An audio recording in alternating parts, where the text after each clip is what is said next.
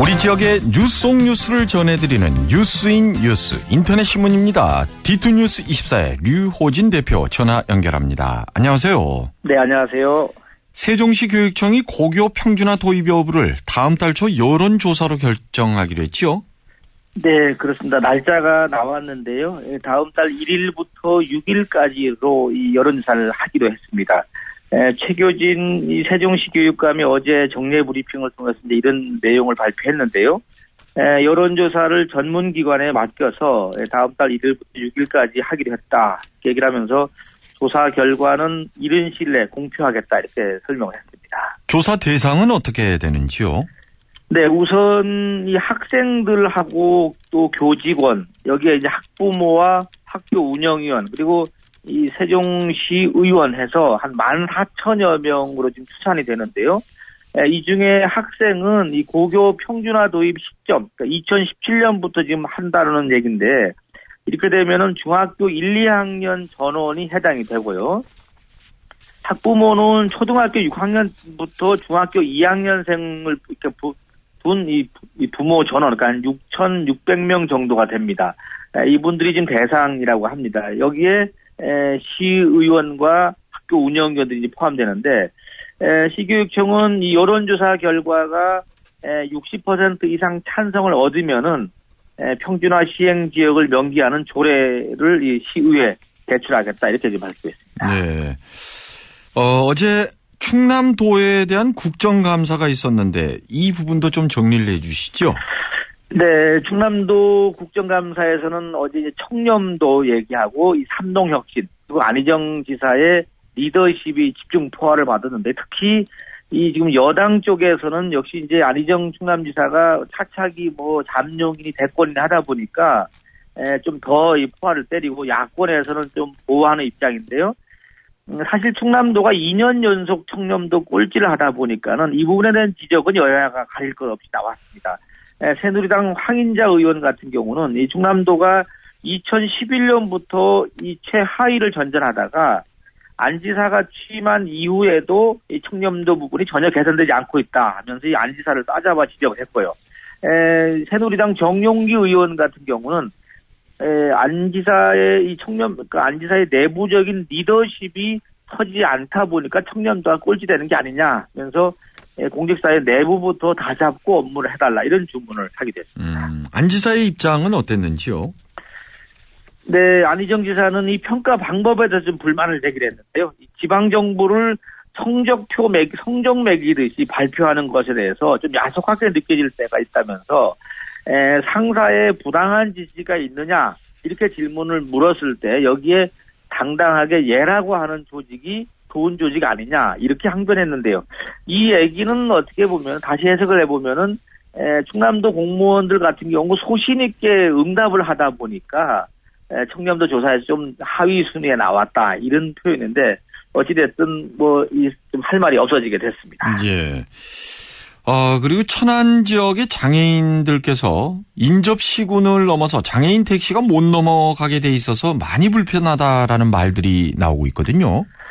네, 그렇습니다. 특히 이 천안하고 아산하고는 거의 보면은 이 붙어 있는 연담 도시라고 볼 수가 있는데요. 그렇죠. 이러다 보니까 생활권이 거의 하나로 묶여져 있는 곳이 많은데 이렇게 됨에도 불구하고 장애인 택시가 이 시 경계를 넘지 못하다 보니까 지적이 많이 나오는데 이런 상황이 있습니다. 천안시 서북구 땅령동에 있는 이 장애인 김모 씨 같은 경우가 택시 기본 요금이면 갈 거리인 그 아산시 배방읍을 친척집을 가는데 장애인 택시를 타고 갈 수가 없는 것이 장애인 택시를 타고 가다가 배방까지 못 가고 천안시계에 내려서 다시 일반 택시를 타고 가야 되는 이런 불편이 있다고 합니다.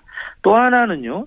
이 천안에 살고 있는 장애인이 이 장애인 콜택시를 타고 만약에 KTX 역사를 갈 경우에도 KTX 역사가 아산 쪽에 있다 보니까 시계를 넘어가지 못해서 결국 그 바로 앞에서 내려서 걸어가야 되는 이런 황당한 경우도 있다고 합니다. 사실 이건 말도 안 되는 거죠, 이게. 상식적으로는. 근데 그렇습니다. 일반 사람들이 보기에는 도저히 이해가 안 됩니다. 그 내면에 뭐가 있냐면 장애인 콜택시의 운행 지역을 천안시 일원으로 이렇게 선을 그어놨기 때문에 이런 현상이 벌어지는 건데 천안시의 입장은 어떻습니까?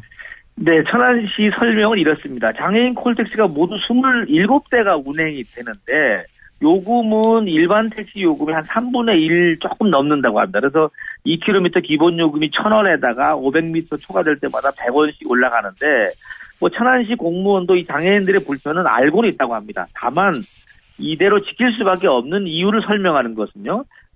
장애인 택시 운행 구역을 인접시군을 확대를 하면은 이 27대밖에 되는 택시를 특정인이 오래 점유할 수가 있게 되고 이 오래 점유하다 보면은 결국 이 택시가 필요한 다른 장애인들이 피해를 보는 게 아니냐. 예. 그래서 택시가 정차되지 않는 이상은 현재 시스템대로 갈 수밖에 없다. 이게 지금 천안시 공무원의 설명입니다.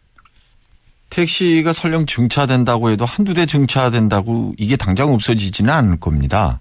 네, 그렇죠. 당분간 그러니까 애둘러서 표현들은 하시는데 직설적으로 표현하지만 안타깝지만 계속 불편하십시오. 이거밖에 없습니다. 사실 근데 지금 이 부분이 말입니다. 특히 뭐 거기서 평택이라든지 조금 멀리 가는 거는 문제가 있다 하더라도 예. 특히 천안 같은 경우는 아산하고는 뭐 아시다시피 아까 말씀드린 연담화돼 있고 바로 붙어 있기 때문에 예. 이 천안하고 아산을 같이 풀어서 같은 구역으로 묶으면은 아산에 있는 장애인 택시도 넘어올 수 있고 하면 어떻게 되겠느냐 이렇게 얘기도 나오는 겁니다. 뭐 그렇다고 그 담당 공무원 혼자서 이걸 해결할 문제도 아니고 그렇습니다. 예, 좀 고위층에 계시는 분들하고 시의회에서 좀 머리를 맞대고 아니 결국 이분들의 이 어떤 민원 이게 타당성이 있다면 적극적으로 반영을 해야 되는 게 아닐까라는 생각이 들어서요. 근데 뭐든지 문제를 풀 때요. 예. 이 장애인 문제는 장애인 시각에서 바라보는 것이 그렇죠. 가장 빨리 풀리는 방법인 것 같습니다. 네, 오늘 소식 잘 들었습니다. 네, 감사합니다. D2뉴스 24의 류호진 대표였습니다. 네, 플러스 뉴스 시간입니다. 요즘 뭐 이 입만 열면 취업난 또 정부는 일자리 뭐 청년 일자리 여러 얘기 나오는데요. 관련되는 얘기를 좀 한번 정리를 해드릴까 합니다. 우선 전문대 유턴 입학이 늘고 있다 하는데요. 이게 뭐 한 몇 년 전부터 있었던 일이죠. 2012년도에 1,102명이 4년대 대학을 졸업하고 다시 전문대에 들어가는 학생 숫자 1,102명이었는데 이 숫자가 2015년에 1,379명으로 3년 새 25%가 늘었다고 합니다.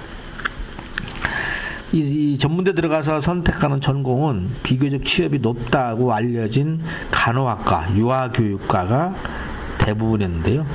결국 4년제 대학보다 이 전문대 졸업하는 것이 취업에 더 유리하다고 판단했기 때문으로 보입니다. 참 이 대학생들 고등학교 때 빨리 일로 먼저 갔더라면 더 좋았을 텐데 그때는 또 이 생각을 못하죠. 네. 또 하나 이 새로운 트렌드가 늙은 재수생이 많다고 하네요.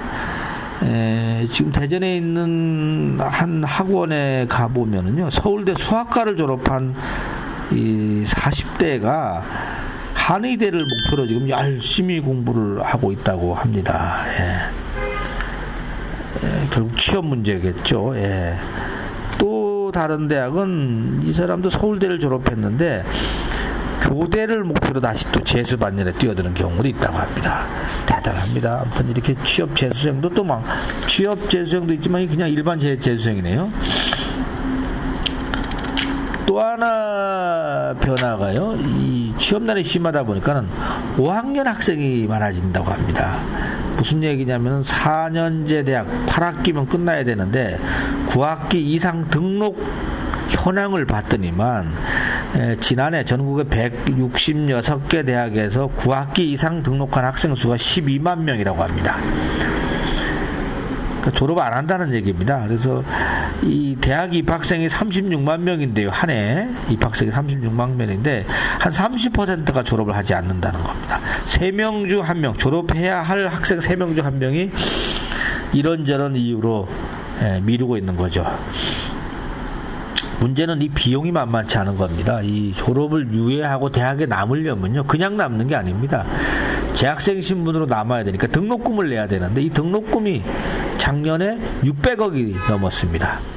완전 사회적 비용 손해죠. 네, 대단합니다. 그만큼 이 청년 취업 때문에 이런 뭐 5학년 학생이 늘어나고 또 유턴 입학생 늘고 참 이게 오늘의 우리의 자화상이 아닌가 싶으네요. 네, 시내버스 교통카드 이용률이 93%가 넘었다고 합니다. 충남대 총장 직선제로 할 것이냐 간선제로 할 것이냐 이 여부를 10월 6일부터 10일 사이에 투표로 결정키로 했다고 합니다. 어제 충남대 교수 총회가 열렸는데요. 교수님들이 전체가 908명인가 봅니다. 908명 중에 총회에 참석한 사람은 60명이라네요. 위입장 들고 온 사람이 400명. 그래서 합쳐보니까는 470명이 됐다고 합니다. 그래서 절반이 넘었네요. 맞죠? 네. 그 총회가 성립이 됐었던가 봅니다. 이번 추석 연휴 26일 오전 그리고 27일 오후가 가장 막힐 듯하다 이런 통계가 나왔습니다. 26일 오전이면은 추석 전날 토요일 날 오전에 가는 사람들이 많을 거란 얘기고요. 27일이면 추석 끝나고 점심 먹고 출발하는 사람들 대체적으로 이 패턴이 이렇죠. 네. 이승환 서울 프로폴리스 대표시죠. 세계 양봉대 유치로 공로패를 받았다고 합니다. 네, 마지막으로 요즘 잘 나가는 남자 셋의 공통점 40대의 재미의 섬세함이라고 합니다. 요즘 잘 나가는 사람 누구냐? 3명. 외식사업가 백종원 씨, 요즘 틀으면 나오죠. 가수 유희열, 그리고 뭐 허세 셰프라고도 하는데 셰프 최연석 씨. 이 3명의 공통점이 40대 40s 그 다음에 재미 펀 그 다음에 섬세함. 이 섬세함 제가 이 발음하기가 조금 어려운데 프레질 뭐 이렇게 프레질 해서 섬세함. 요즘 그래서 어른아이스 F세대 예능 중심으로 지금 바뀌고 있다. 40대 재미 섬세함. 요즘 대세 요런 거 정도는 또 알고 지내야지 뭔가 어디 가서 숫자석에서 대화가 되죠. 이상 플러스 뉴스 마치겠습니다.